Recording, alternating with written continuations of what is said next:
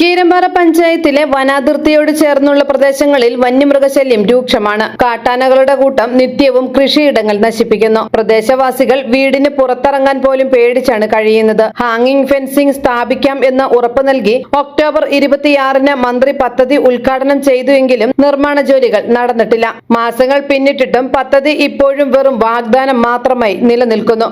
ഇതിനെതിരെ നാട്ടുകാരുടെ പ്രതിഷേധം ശക്തമാണ്. സീനിയർ ആനവാച്ചർ ജോളി ഐസക് നൽകുന്ന സേവനമാണ് ഇത്തിരിയെങ്കിലും ആശ്വാസം. ആറാത്തി സജ്ജമെന്ന് പറയുന്നുണ്ടെങ്കിലും ഒരു പ്രയോജനവും ഇല്ലെന്നാണ് കീരമ്പാറ പഞ്ചായത്ത് വൈസ് പ്രസിഡന്റ് ബീന റോജോയും മുൻ പ്രസിഡന്റ് മാമച്ചൻ ജോസഫും പറയുന്നത്. ഞങ്ങളിപ്പോൾ നിൽക്കുന്നത് പുന്നേക്കാട് തട്ടേക്കാട് റോട്ടിൽ കീരമ്പാറ ഗ്രാമപഞ്ചായത്തിലെ പെരിയാർ പുഴയുടെ തീരത്താണ് ഞങ്ങളിപ്പോൾ നിൽക്കുന്നത്.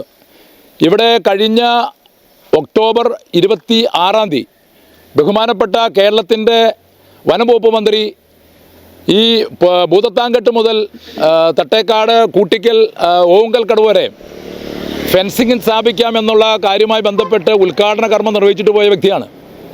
കഴിഞ്ഞ 4 മാസമായി വനംവകുപ്പിനോട് ഞങ്ങൾ ചോദിക്കുമ്പോൾ നാളെ എന്ന് പറഞ്ഞ് ലോട്ടറി വെക്കുന്നത് പോലെ നാളെ എന്ന് പറഞ്ഞ രീതിയിൽ ഒരു മുന്നോട്ടേക്ക് പോകുകയല്ലാതെ ഒരു കാട് വെട്ടി തെളിക്കാനോ അതിൻ്റെ പ്രാരംഭ നടപടികൾ ആരംഭിക്കാൻ പോലും വനംവകുപ്പിന് സാധിച്ചിട്ടില്ല. ഇത് വളരെ വിചിത്രമായ രീതിയിലാണ് ഞങ്ങൾ മനസ്സിലാക്കി കൊടുത്തോളം കോൺട്രാക്ട് കൊടുത്തിരിക്കുന്നത്. DFOട് ചോദിക്കുമ്പോൾ അദ്ദേഹം പറഞ്ഞത് ഞങ്ങളുടെ കയ്യിലല്ലാതെ ഇത് പോലീസ് ഡിപ്പാർട്ട്മെൻറ്റ് കൊടുത്തു എന്നാണ് പറയുന്നത്.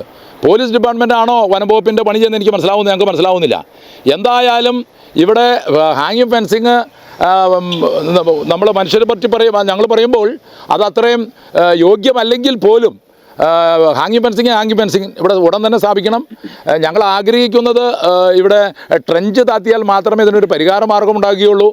ഇപ്പോൾ നിലവിൽ വേനലായതോടുകൂടി നിരവധി ആനകളാണ്, ഏതാണ്ട് 7-8 ആനകൾ നമ്മുടെ ഈ വെറും 3.78 സ്ക്വയർ കിലോമീറ്റർ, അതായത് 4 സ്ക്വയർ കിലോമീറ്ററിൽ 7-8 ആനകൾ ഇപ്പോൾ ഓൾറെഡി ഉണ്ട്. ഈ ആനകൾ നിരന്തരം ഈ കുട്ടമ്പുഴയിലേക്ക് നിരവധി ആളുകൾ സഞ്ചരിക്കുന്ന റോഡാണ്. ഇവിടെ നിരന്തരം ആനകൾ വഴിക്ക് അപ്പുറം ഇപ്പുറം കടന്നുകൊണ്ട് എല്ലാ ദിവസവും ആളുകൾ തലമുടി നാരഴിക്കാണ് ജീവൻ രക്ഷപ്പെട്ടു പോകുന്നത്.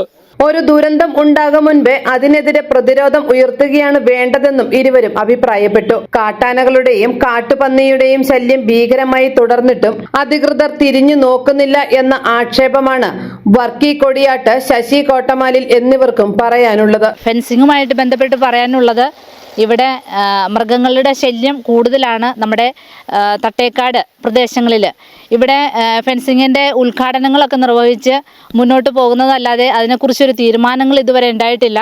ഞങ്ങൾ ജനപ്രതിനിധികൾ ജനങ്ങളോട് പറയേണ്ട ഒരുപാട് കാര്യങ്ങളുണ്ട്. നമ്മൾ ജനപ്രതിനിധികളോട് വന്ന് ചോദിക്കുന്ന കാര്യങ്ങൾ, ഞങ്ങൾ എന്താണ് ചെയ്യേണ്ടത്, ഞങ്ങൾ എങ്ങനെ ജീവിക്കും, നമ്മുടെ ജീവനും സ്വത്തിനും ഒരു സംരക്ഷണം നിങ്ങൾക്ക് നൽകാൻ സാധിക്കുന്നുണ്ടോ എന്നുള്ള ചോദ്യങ്ങൾക്ക് മുമ്പ് ജനപ്രതിനിധികളടക്കം പകച്ചു നിൽക്കുകയാണ്. എന്താണ് അവരോട് പറയേണ്ടത് എന്ന് പോലും ഞങ്ങൾക്കറിയാൻ പാടില്ലാത്തൊരവസ്ഥയാണ്. ഇതിന് ഒരു തീരുമാനവും ഇല്ലാണ്ട് മുന്നോട്ട് പോവുകയാണ്.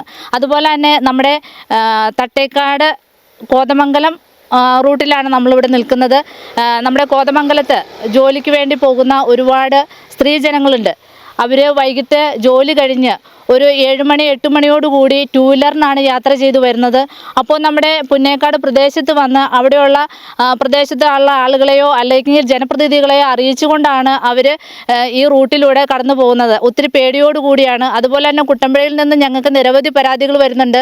ഇവിടെ വഴിവിളക്കുകളില്ല, അതുപോലെ തന്നെ നിങ്ങൾക്ക് എന്താണ് ഉത്തരവാദിത്തമില്ലാത്ത എന്നുള്ള രീതിയിൽ തന്നെ ജനങ്ങൾ പേടിച്ചാണ് നിൽക്കുന്നത്.